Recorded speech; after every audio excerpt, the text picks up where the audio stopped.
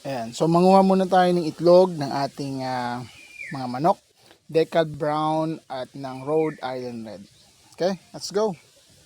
Ayan, so dito meron tayong 8 actually, pero itong dalawang ito ay itlog ito ng native. So ang liliit oh. Mga bago lang to nangingitlog. Kuhanin natin tong 4. Yan.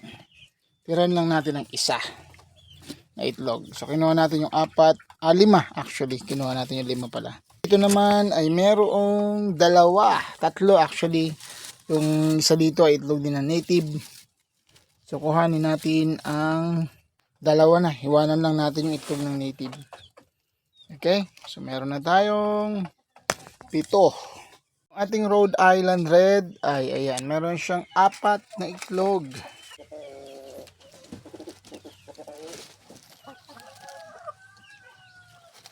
Ang lalaki. Iwanan na natin yung isa. Meron pa dito nangingitlog. So ayan, 3 na oh. 3 na yung itlog natin dito. Ito no. Kuha natin yung 2.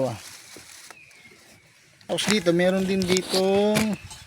Ba, nangingitlog na yung ating ko na isang native. So sa ngayon, ito na yung ating 15 eggs. Ayan guys.